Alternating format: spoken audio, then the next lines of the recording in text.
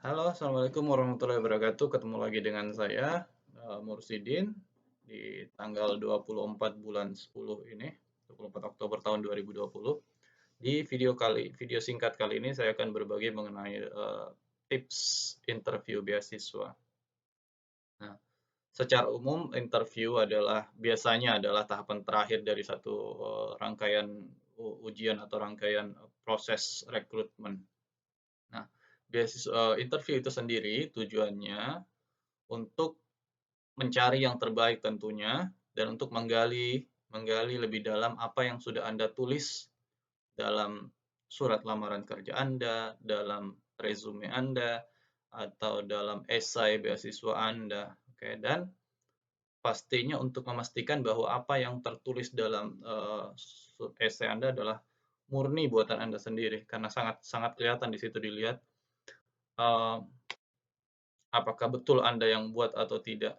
Jika orang lain yang membuatkan, kemudian Anda datang untuk interview dalam 1-2 menit, tidak beberapa kalimat saja sudah ditahu. Apalagi orang-orang yang menginterview pastinya orang-orang yang berpengalaman dalam hal demikian. Jadi uh, salah satu hal terpenting dalam karir Anda baik akademik maupun personal. Jadi ini tips pertama mungkin dari saya pribadi. Dalam kehidupan pribadi Anda, akademik Anda, dan karir Anda, hal yang terpenting adalah integritas. Ya, integritas, mendapatkan kepercayaan dari orang lain atau integritas itu biasanya didefinisikan orang sebagai sama kata dan perbuatan. Tapi itu integritas jauh lebih luas lagi ke belakang sejarah, pernah ndak ini Anda orang ini berbohong, pernah ndak? Itu kompleks dan luas sekali namanya integritas. Anda bisa pahamilah dengan definisi Anda sendiri. Yang jelasnya jujur pertama itu bagian dari hal terpenting dalam integritas. Menjaga integritas akademik, jangan jadi pelacur akademik, jangan menjadi kita semua butuh pekerjaan tapi tidak harus berbohong, beberapa dari kita butuh mencari beasiswa atau melanjutkan pendidikan lebih tinggi, ada proses-prosesnya dan kejujuran dalam setiap proses itu akan membuat Anda lebih nyaman dalam menjalani hidup ini. Oke, itu tips pertama, integritas. Kedua, persiapan interview. Persiapan interview itu ada khususnya kita bicara mengenai interview beasiswa ya. Jarak antara interview dan saat Anda menulis esai biasanya panjang. Nah, dari situ biasanya ada yang bahkan saya sendiri juga kadang lupa. Saya sudah menjalani mungkin sampai interview beasiswa dan interview kerja mungkin itu sudah 50-an kali dalam hidup saya. Kadang kita lupa apa sih yang sudah ditulis dalam esai itu. Ya, karena biasanya ada yang jarak 6 bulan, 3 bulan itu paling cepat biasanya, 3 bulan, 6 bulan, bahkan 1 tahun misalnya, baru dipanggil untuk interview. Jadi kita sudah lupa. Nah, untuk itu kita harus refresh dulu. Kita baca kembali apa yang sudah Anda tulis. Mungkin ide-ide pada saat itu sudah berubah. Misalnya kalau saya memang harus, kadang orang berpikir saya pelin-pelan, tidak, kalau memang kita harus berubah dari pemikiran pada saat itu dan sekarang ya sudah saya santai aja memang harus berubah. Tapi paling tidak Anda ingat apa yang Anda tulis di dalam, oke. Pertama itu tadi integritas Anda, kedua ingat kembali apa yang Anda tulis dalam esai Anda. Ketiga, jaga fisik fisik dan mental Anda sebelum interview. Sehari sebelum interview biasanya kita istirahat, tenang, jangan tegang, istirahat, tidur yang cukup, oke. Dan pada saat hari H interview Anda datang dengan bawa pakaian normal saja karena hal pertama yang dilihat dari Anda saat interview bukan lagi kertas Anda, tapi penampilan Anda. Penampilan itu tidak harus biasa sajalah, biasa normal, sopan. Saya pernah ditanya dalam interview karena saat itu saya menggunakan jas, pakaian lengkap. Saat itu saya interview sebagai manajer restoran. Jadi kurang lebih sama dengan beasiswa ya. Saya ditanya, ada beberapa kandidat lain yang menggunakan baju biasa saja, baju kemeja, atau ada bahkan yang tanda kutip terlalu casual atau terlalu santai sekali. Saya menggunakan jas lengkap dengan dasi, rapi, tidak berbau, badan tidak berbau, pastikan badan tidak berbau ya. Boleh berbau tapi harum, tapi yang normal juga. Kalau parfum terlalu keras juga bikin beberapa orang tidak cocok dengan bau parfum tertentu, bikin puyeng interviewernya kadang. Jadi, tapi itu juga bawaan dari karakter Anda. Yang jelasnya tidak berbau busuk, tidak bau ketek. Oke? Nah, hal yang pertama dilihat adalah penampilan pribadi Anda. Oke? Bersih, rapi, dan normal. Kembali tadi saya mengatakan waktu saya ditanya begini, kenapa Anda menggunakan pakaian formal sekali, bersih sekali, dan tidak sama dengan kandidat lain? Oke, saya jawab begini, eee, cara berpakaian Anda, cara berpakaian saya adalah untuk menghormati, memberi penghormatan pada diri saya sendiri dan lawan bicara saya. Saya menghormati Anda dengan pakaian seperti ini. Jadi, alhamdulillah waktu itu lulus. Mungkin itu bagian dari jawaban yang paling baik di antara beberapa jawaban yang mungkin ada di kepala saya pada saat itu. Eee Oke, jadi penampilan pertama. Kemudian penampilan fisik tentunya, bersih, rapi, dan personality itu sudah dilihat dari jauh saat Anda mengetuk pintu pintu Anda sudah bisa tersenyum, belum Anda meminta, "Boleh saya duduk?" Anda menyapa duluan. Coba untuk, menyapa lebih dulu, mengambil inisiatif, tapi tidak juga berlebihan. Ada yang langsung so akrab juga dan interview, tidak juga, normal saja. Normal normal itu, interview itu butuh praktek yang banyak. Tapi butuh juga inisiatif yang banyak dari Anda, tapi tidak berlebihan. Oke, Anda menyapa duluan, "Selamat pagi." Kalau Anda belum tahu bahasa nasional saja yang kita gunakan, misalnya, "Selamat pagi, selamat siang. Oke, boleh saya duduk? Silakan perkenalan, nanti diizinkan untuk berbicara, baru mulai bicara." Oke. Setelah itu kita masuk ke hal teknis lagi, hal lebih teknis. Nah, dalam interview beasiswa, biasanya minimal, penginterview beasiswa itu minimal 3 orang, oke. 3 sampai 5 orang biasanya. Kalau LPDP misalnya biasanya 3 orang, ada psikolog di situ, ada, yang profesor yang secara umum saja, dan kedua yang lebih spesifik di dalam bidang ilmu Anda, oke. Nah, untuk itu mereka menilai semua hal-hal teknis, hal non teknis yang ada di dalam. Oke. Dalam setiap panelis atau setiap pemberi beasiswa itu berbeda-beda apa yang mereka cari, tergantung beasiswanya. Tapi secara umum mereka mencari yang terbaik di antara beberapa kandidat, tentunya ya. Nah, kedua adalah hal teknis. Hal teknis. Kalau Anda misalnya, saya misalnya melamar beasiswa untuk di Australia misalnya, saya harus gali lebih dulu apa itu negara Australia itu seperti apa secara umum saja, tidak. Terus saya memilih misalnya kota Sydney. Sydney itu apa? Saya mau memilih satu university misalnya, let's say University of New South Wales di Sydney. Kenapa pilih itu? Kenapa jurusan itu? Dan jurusan itu apa sih? Ada enggak mata kuliah yang kira-kira yang menantang di situ? Pertanyaan-pertanyaan teknis seperti itu. Saya pernah dulu memberanikan diri dan memilih jurusan yang agak jauh dari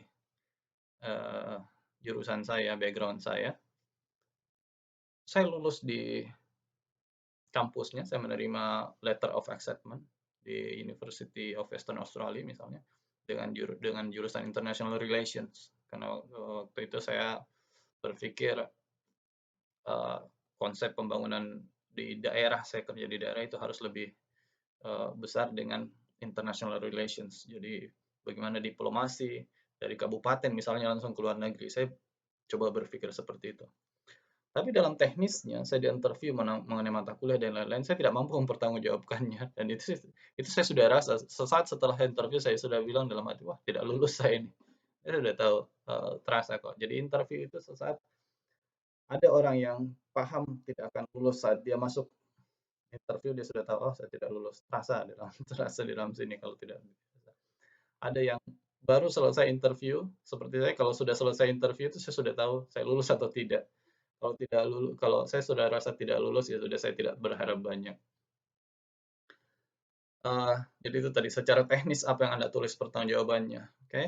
Jadi saya mencoba lebih singkat lagi. Jadi pertama tadi itu tadi integritas, integritas Anda, kedua persiapan fisik dan mental Anda, ketiga hal teknis tentang apa yang Anda pilih. Kenapa yang tentang apa-apa yang Anda tulis. Misalnya esainya mengenai misalnya mengenai studi objektif esainya. Kenapa memilih Amerika, kenapa memilih kampus ini, kenapa memilih kota ini. Itu harus Anda bisa jelaskan. Okay. Dan biasanya tujuan beasiswa itu adalah memberikan beasiswa. Jadi ada yang berpikir begini, salah konsep berpikir begini, beasiswa, orang berpikir beasiswa itu untuk orang miskin misalnya. Bukan. Beasiswa itu memang untuk orang yang pantas mendapatkannya. Pantas mendapatkannya adalah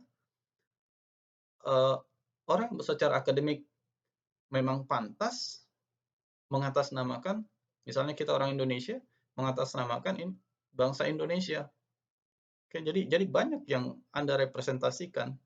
Mereka tim rekrutmen juga itu bertanggung jawab atas siapa yang mereka pilih. Mereka bertanggung jawab atas siapa yang mereka pilih. Saya kirim si A misalnya, kamu harus tidak mempermalukan saya. Saya misalnya di sini, saya di New Orleans, Amerika Serikat, University of New Orleans. Saya satu-satunya orang Indonesia ada di sini, di university ini. Nah, jadi secara otomatis saya mengatasnamakan, saya merepresentasikan 4 bangsa Indonesia sebagai seorang Muslim, oke? Okay? Ada 3 bangsa Indonesia sebagai orang Muslim, sebagai suku Mandar, saya merepresentasikan kantor saya juga, Dinas Kebudayaan dan Pariwisata Majene. Jadi saya merepresentasikan keluarga saya ada 5 misalnya. Jadi 5 poin besar itu. Jadi dalam setiap tindakan kita, setiap tindakan yang saya lakukan di sini itu orang akan punya persepsi, berpikir, oh orang Indonesia seperti ini, oh orang Muslim seperti ini, oh orang Mandar, saya suku Mandar, orang Mandar seperti ini. Ada pemikiran begitu di kepalanya orang. Jangan sampai karena kelakuan saya seorang diri di luar negeri, satu Indonesia jelek, oke? Satu Indonesia jelek, satu suku Mandar jelek, satu Dinas Kebudayaan Pariwisata Majene jelek, satu nama besar keluarga saya jelek. Dan itu yang ada di pikiran saya dalam setiap tindakan di sini. Dan itu yang ada dalam pikiran interviewer Anda, panelis Anda, meyakinkan bahwa Anda adalah orang yang pantas merepresentasikan suku Anda, kota, agama Anda, negara Anda. Oke. Jadi Anda orang pantas. Nah, pantas secara personality, pertama dilihat pasti personality, pantas secara akademik. Oke. Dan mereka memastikan Anda bisa menyelesaikan studinya. Menyelesaikan studinya berarti Anda punya mental yang kuat dalam belajar. Misalnya, alhamdulillah saya dimudahkan dalam beberapa interview. Misalnya interview beasiswa yang terakhir ini, beasiswa Fulbright.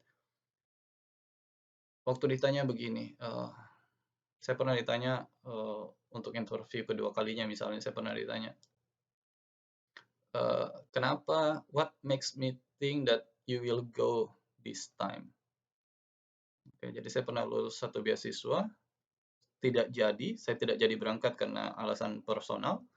Di tahun kedua saya melamar lagi, saya ditanya, what makes us sure that you will go this time? Apa yang buat kami yakin bahwa Anda akan berangkat kali ini? Saya jawab begini, I won't be here if I don't want to go. Saya tidak akan ada di sini jika saya tidak ingin pergi. Karena saat itu saya ada di Jakarta, bukan dari kampung saya di Sulawesi Barat. Saya harus ke Jakarta untuk interview. Jadi kalau saya bercanda, saya tidak mungkin ada di sini. Oke. Jadi ada hal-hal seperti itu secara. akademik Anda pantas, personal Anda pantas, oke, dan mereka harus yakin bahwa Anda kuat untuk menyelesaikan studi Anda. Oke, program saya misalnya dari 2 tahun kemarin saya mengambil semester singkat, akhirnya bisa jadi 1,5 tahun. Karena saya cuma mengambil S2 coursework, berarti tidak ada tesis. Saya tidak mengambil program tesisnya, jadi bisa 1,5 tahun. Itu karena saya tidak berencana untuk melanjutkan S3. Nah, itu ada dalam pertanyaan-pertanyaan beasiswa. Kenapa hanya ambil program ini? Kenapa tidak ambil tesis? Oh ya, saya bukan dosen di university di perguruan tinggi. Saya bekerja di dinas kebudayaan pariwisata, masuk dalam birokrasi. Saya kira untuk research lebih jauh saya bukan tidak perlu, tidak menjadi prioritas. Saya cuma ingin secara konsep saya menjelaskan dalam interview itu, misalnya saya jurusan pariwisata, jadi saya jelaskan yang ingin saya pelajari adalah konsep pembangunan pariwisata, perencanaan pariwisata secara umum bagaimana, dan secara khusus untuk rural area itu saya harus mampu jelaskan semua dalam interview. Oke, okay? Dan satu tip lagi, kalau dalam interview ini ada beberapa teman yang tidak lulus juga, tapi waktu saya gali kembali kenapa sih ya, termasuk saya juga kadang tidak lulus juga, jadi tidak semua orang lulus setiap interview. Ada yang lebih pintar dari interviewer, yang mengajarkan interviewer dan ngotot. Mungkin boleh kalau dia mau, dia sebenarnya ingin memperlihatkan tingkat pengetahuannya akademinya, tapi caranya seperti menggurui, seperti komunikasinya ada arogansi dalam komunikasinya. Jadinya panelisnya atau jurinya akan berpikir bahwa kalau Anda sudah cukup pintar, ngapain lagi Anda cari beasiswa? Kan gitu. Jadi ada kita di level menengah lah. Oke. Saya kira 17 menit, hampir 20 menit saya berbagi tips supaya Anda tidak bosan. Saya tidak membuat video ini panjang. Nanti kalau ada pertanyaan, Anda bisa email saya di mursidin@fulbrightmail.org.